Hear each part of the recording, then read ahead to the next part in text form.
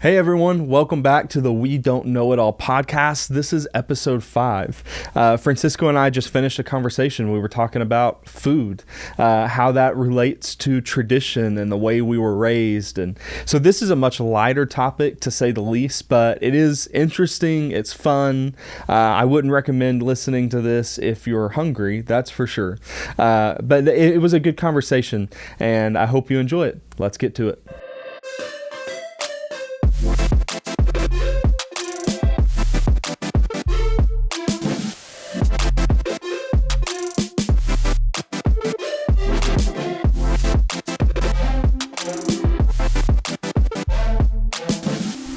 Hey guys, so welcome back. So today we're having a little bit of a lighter conversation. Yeah.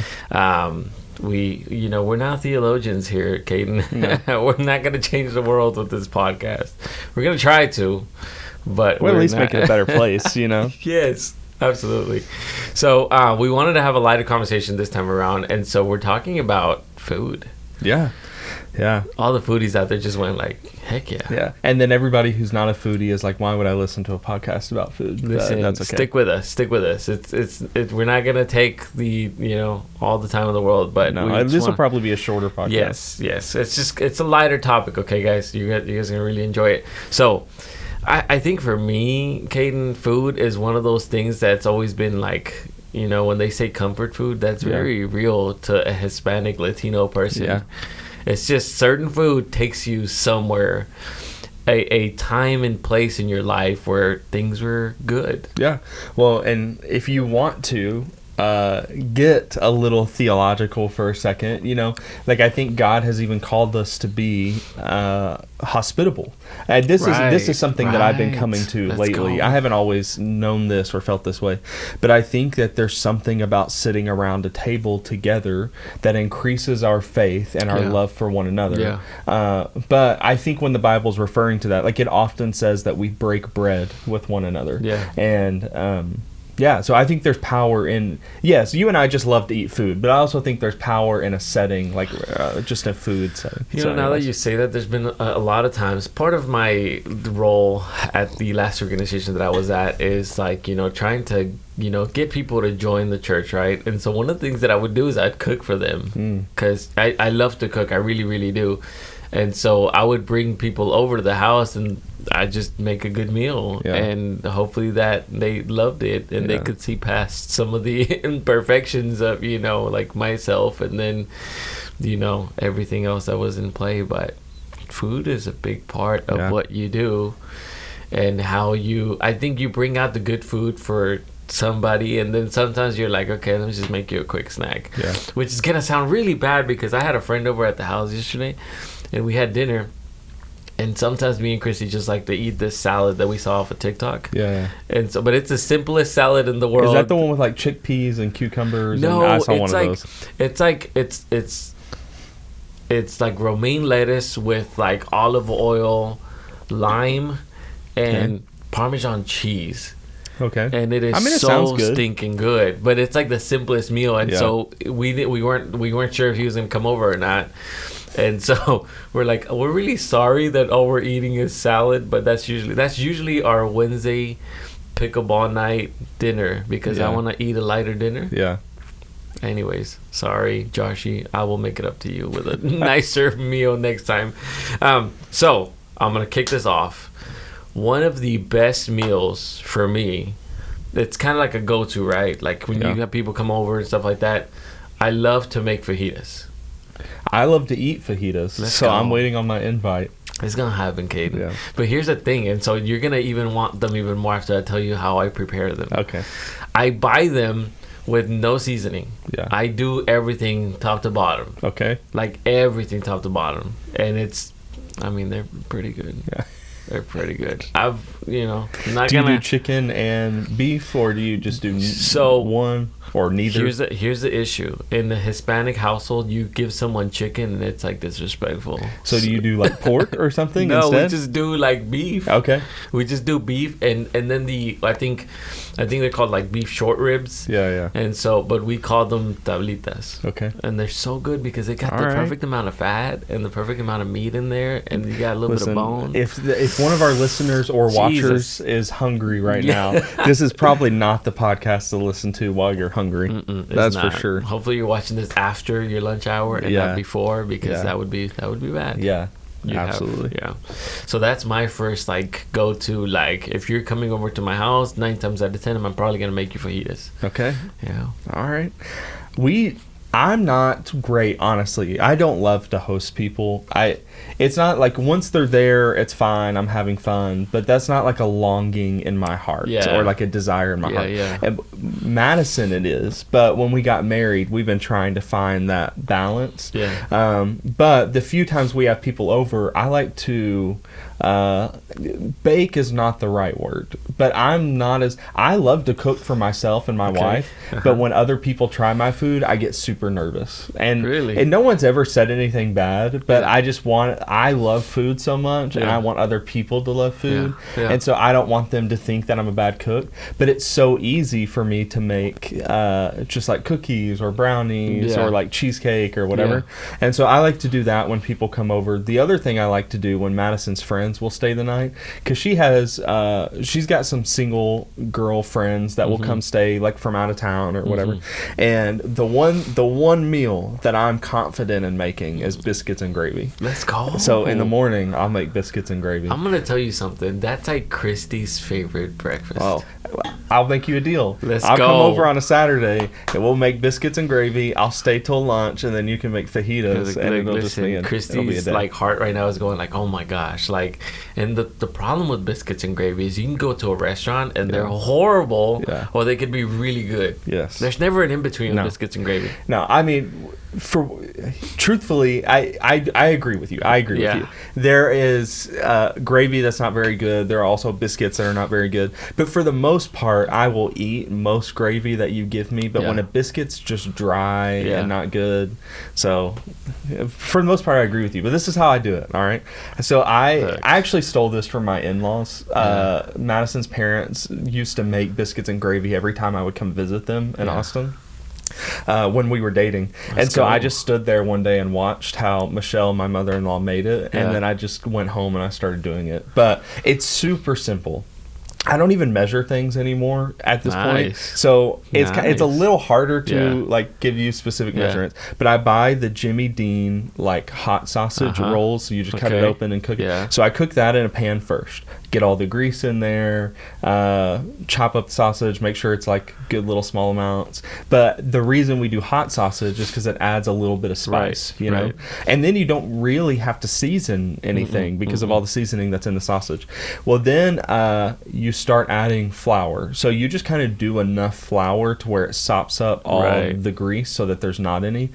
I did it the best at my grandma's house because she has a flour sifter.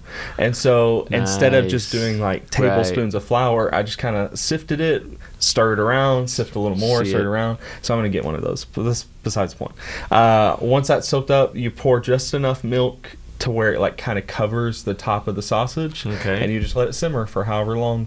I mean, it really is the simplest recipe. But it's still legit pretty from like it's from scratch almost. That's pretty good. Biscuits, I have no idea how to make from scratch, but there is a YouTube channel. You gotta get there, kid. I know. I'm working on it. I'm actually gonna try it this weekend. Actually, there's a YouTube channel. I want to say we'll link it in the description, but it'll depend on if we remember to link it in the description. Cowboy Kent Rollins. Have you ever heard of that guy? No. Okay, so he's a legit cowboy. He got to live up north because he's always wearing jackets. So I know it's colder wherever he lives than it is here. But he seems like he is a chef for a ranch is what it looks like. So it seems like he's always making food for all of the cowboys that run this ranch. Wow. So he's cooking outside most of the time with these like massive cast iron skillets and on this like trailer. Yeah. And so it's fun for people that like to camp. Like I've got some friends, we all like to watch it because we like to camp. But he has a homemade from scratch biscuits and gravy recipe, and he's just outside making his biscuits on his little trailer, and it looks really good. I mean, like, looks amazing. So I'm going to try that recipe this weekend. Listen, that sounds really good. Yeah. That sounds really good. Now, Christy's going to hate me for saying this, but now you bring up your, like, mother-in-law, you bring up, like, that you saw them cook certain meals. Well, Christy grew up, her parents own restaurants. Okay. So, like, the food's really good. Like, it's Tex-Mex, but it's got a Mexican, like, Tex-Mex and Mexican food are very different. Yeah. So, but it's still really, really good food. But there's this breakfast dish that they do that every time Christy, like, eats it, I feel like I have to apologize to the table before she eats it because she just grew up with that. But that brings on for her, it's like a really good memory, and then it brings on like, this is what mom used to make us, and this is just how we ate it. So it's nothing crazy. It's eggs, hash browns, and ham. That sounds really good. But wait, Okay. I wish I was done. Okay. I really wish I was done. They will chop everything up into little pieces, but get the hash browns all mixed up in there, and they mix the whole thing together. Okay, that still sounds good so far. Wait. Here it is. They will then add syrup. Okay. Like, just drench it in syrup. And I wish I was done there. Then she'll grab a bottle of ketchup. Okay. And then just drench it with ketchup, mix it up, and then eats it. I tried. I said no. And one of the first times, so my in-laws live in East Texas, so it's about a 2.5 hour drive. Yeah. So when they come over, they spend the night. I really tried to like it. And I remember she was making us breakfast one morning, and she's kind of like the mom that kind of takes care of like the kids a lot. So she will literally prepare the mix for the kids. And so I'm sitting there, and she's like starting to mix it for me, and I'm like, no. Let's back up. I said, I don't need all that. So That's funny. yeah, that's comfort food for her. That's that's what takes her back to her childhood. Yeah. But sometimes it's the weirdest things that take you there. It's like that memory that takes you back to that one place, and I don't know what it is for her, but she loves it. I love breakfast tacos. However, which is not at all what you just said, but I'm going down a line of thought. I love breakfast tacos, but the thing that I think gets me the most is like a classic just Southern breakfast, which is a lot of hash browns and eggs and biscuits and gravy and so on and so forth. So, but because of that, I find myself, like, if I have the time, I go to Waffle House. Honestly, I go to Waffle House a lot, but Waffle House is buzzing. It's as good. They say now. It's good. I'm telling you, it's good. And I go to Cracker Barrel a lot too. Actually, well, not a lot, but I do like to go to Cracker Barrel. But I go to both of them for the same reason, and it's because I love potatoes in any shape or form. Potato is by far probably my favorite food. But I love hash brown casserole. Oh, and so my goodness. Cracker Barrel has a hash brown casserole, and it's not like the best I've ever had, but at a restaurant, it's good. But it's good. And Waffle House does not have a hash brown casserole technically, but I don't actually order their normal, like their all-star breakfast that's famous or their waffles. They have a hash brown bowl, and it's bacon or sausage, eggs, cheese, and then just a bunch of hash browns in a bowl. And then I ask them to add diced onions, and then I add ketchup to it. So all of that to say, there is a possibility that I would like what Christy makes at home. Because there's been times when you're either at Cracker Barrel or you're at Waffle House, and the syrup from your waffle will blend, just kind of mix in a little bit. Gets there. And I still eat it, So I might like what she's making. I don't know, man. Like, I'm the, okay, give me my eggs, give me my hash brown, give me a little, 2 pieces of bacon. I'll dip it into some Tabasco, and that's home for me. That's good. That's enough breakfast. Okay, so that that kind of sparks a question, I guess. And I know this was one of the ones when we were planning out this episode, what we were trying to figure out what the kind of things we were going to talk about. And this may have been one of those directions. But I think that what you just said is a good kind of lean into that. So what is, whether breakfast food, lunch, dinner, snack, a drink, what is something that every time you get just reminds you of home, either intentionally or unintentionally? A food or a drink? Either. Okay. Because I think you have, depending on what your background is, you may have different memories associated. Right. It's actually not a food as per se, like a type of like a side or it's a salsa for me. Okay. And I'm going to tell you why. And this is a crazy, real story. If you've ever been into a Mexican household, we have these things called, you guys are going to be like, what is he talking about? It's called a molcajete. And so what it is, it's a lava rock, like a mortar stone, where you make handmade sauces. But that is so special to me, and that takes me back to my childhood because it actually belonged to my great grandma. So the more you use it, the more seasoned it gets. Oh my goodness. And the thing is like all lopsided and stuff already, but the fact that it belonged to her, I remember when she passed, maybe like 15 years ago, I still remember everybody was like, well, what are you going to get? And what are you? And there were people like, my grandma had this rock outside of her house that would just hold her door, and people were fighting for that rock. Like, just little things that she had that were special. And I'm a huge salsa lover. Like, I have to have a salsa with everything that I eat. So I was like, give me that. And so my grandma, sure enough, went and grabbed it and just kind of ran away to her house with it.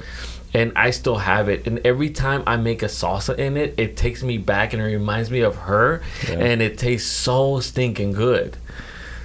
It's just the best. Like literally, because you have to start by doing the green stuff first, like the chiles first and stuff like that. And then you add the tomatoes, and then you add the onions or garlic or whatever it is that you're making. But it's so, like that part of food takes me back to that memory. Dang.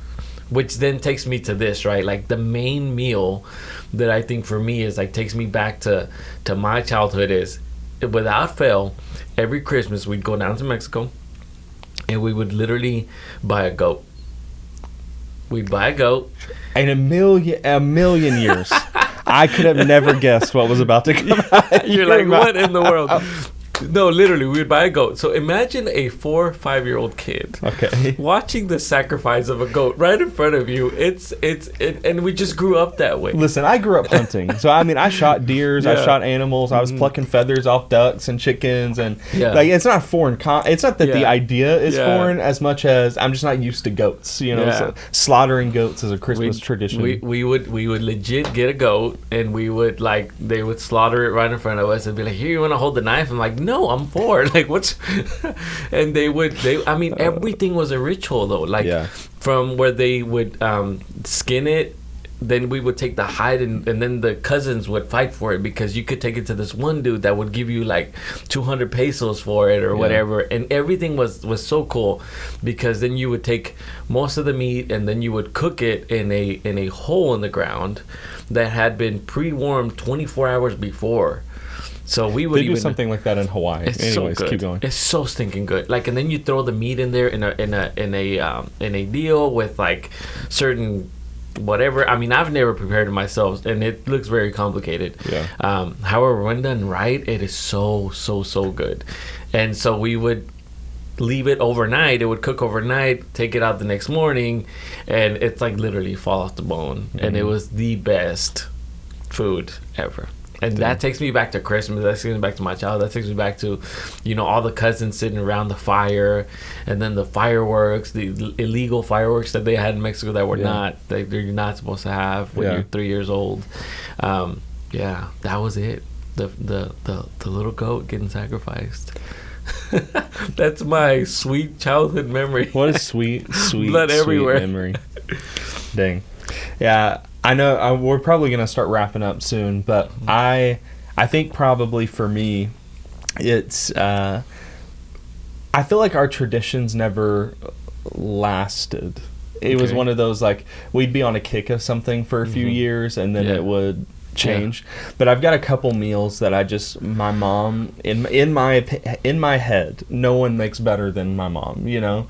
And I think it's probably because it was just something I ate growing up. So the two that are always there for me, where it's like other people make them good, but it's just not the same, you know, is fried deer steak. So when we would kill a deer, and then it wasn't always like we never processed our own meat. There was we always hunted in Arkansas. There was this place called Half Moon that would do deer processing, and so we'd take it there, and then we didn't live there, so we'd come back and get it a couple months later, you know. So it didn't take that long, but that's usually when we would get it. So it was never like immediate or anything. But my favorite memory was going to deer camp, and my dad and my mom would make fried deer steak. Or there was a guy there, he still lives there, his name's Ronnie Lupke. I call him Pap. He's been a non-family grandpa my entire life. Really? When I graduated high school, he gave me one of his own silver duck bands, which is a prized possession for duck hunters, because they're rare. You find them on ducks. Anyways, that's a conversation for another day. So he's like my grandpa, and he's getting older now, but I would just walk over to his house, and he and his wife Dot, they would be making fried deer steak. Of course her name is Dot. Of course. Well, actually her name's Dorothy, but we called her Dot. But because of, and she's passed away now, but all of that to say, I think deer steak for me really reminds me of my childhood, and just like there's not a single bad memory associated with deer steak. When I moved to college, that was the meal I asked for from my mom before I left, was fried deer steak. See, and it's something. Okay, so but what do you eat with deer steak? I usually be fried potatoes. I chop up potatoes, put them in a skillet with some oil and butter and some ketchup. I mean, it's really a southern meal, so you can eat whatever you want to with it. But when we were at deer camp, there's always so much meat that a lot of times people would just be frying deer steak, and you just kind of grab a few pieces and walk out the door. You know? Right. So I like to do it as a full meal. But I mean, you don't have to. That's cool. Yeah, that's good. So I got. What were you about to say? No, I was just saying, like it's the simplest meal sometimes, and it's that takes you back, and it's that memory that stuck with you. I can probably tell you that there have been times that pork goat did not taste all that well, but we just loved it. Yeah, we just it's just a memory. It's just a memory. It's a memory of food and what food does. Yeah, and I guess the cool part here is that it doesn't matter like what background you come from. Like food has a place at the table because it's a moment for people to come together and just enjoy the moment, enjoy the food. I got one more question for you before we end. Go for it. And you can answer as quickly or as slowly as you want to. But what is kind of either the craziest food you've ever eaten or the craziest kind of experience you've had centered around food? Oh my goodness. It's actually going to sound bad because it's got to do with a go-to, but it's kind of like the other side of it. Yeah. There's this food in Mexico that you eat, but it's essentially a baby goat. Okay. But it's weird because it has to be like a baby for it to taste good, because it technically hasn't eaten any grass and it's only been milk fed. And so the price for a tiny little baby goat is like 4 times as much as a whole, which sounds really bad because you're eating a baby goat, but it's so good. Yeah. And so there's 2 different ways to prepare it. You can put it over the fire and you just like literally slow cook it, or you can do it in a mix of like tomatoes and like sauces, and it ends up kind of looking like menudo. Have you ever tried menudo? It kind of looks like menudo, but it's more like it's not intestines, it's actual like meat in there, and it's really good. So when I tell people I really enjoy baby goat, that's kind of weird. Baby goat that's only had milk. Yeah, I would try it. It's a whole market. I probably wouldn't post it on Facebook while I'm trying it, but I would definitely try it. I'm, for the most part, willing to try anything at least once. I think my crazy experience, and then we can end this for real this time, is we were in South Africa. My dad, my brother, and I got to go hunting in South Africa. And it was a gift from an organization called One Hope to my dad as a thank you for all the money he's been donating. Nice. And so, but the way it's set up is you get to go hunt these, like the way the ranch in South Africa is set up is you get to hunt the animals, and then the chef there will cook for you what you killed, but the rest of the meat goes to an orphanage to like feed the orphanage. That's cool. And so it's a cool, like it really is a cool setup. Well, then my whole family went back just as a, like my dad was going to go preach in South Africa, and so he's like, hey, you guys got to come see this. So while I was there, I shot a zebra. And so I killed a zebra. And if you're not a hunter, please do not come for us on this podcast. We're not trying to talk about slaughtering baby goats and zebras. Sorry. We didn't mean to end it this bloody. Yes. Sorry. And so afterwards, they made us zebra steaks, which is really weird because a zebra is just a black and white horse. I mean, not really, but I mean, that's what it feels like. So it feels like I'm just eating these horse steaks, you know? Now, with that said, I mean, it was pretty good. It's less tender. It is I mean, it's a little more chewy than a normal, like, just beef steak. Yeah. But it's not, I don't do chewy foods. And I mean, it really was good. I don't remember it being gamey, but I don't really have a problem with gamey, truthfully. Yeah. I have a problem with fishy more than I have a problem with gamey. Got it. So, got it. I may not be the person to ask for that one. Cool. But yeah, that's probably the weirdest food experience I've had. That's cool though, because you're like, I went to Africa and I shot. That's cool. Yeah, I've got pictures if anybody's interested. We have proof, okay? This is not made up. All right, guys. Well, hopefully you guys found this quick podcast fun and entertaining. It was we wanted to hit a little bit of a lighter subject, lighter topic this time around, just to kind of keep us switch it up a little bit because we don't know it all. So appreciate you guys spending the time with us. Thank you so much, and we will see you on the next one. Bye. Peace.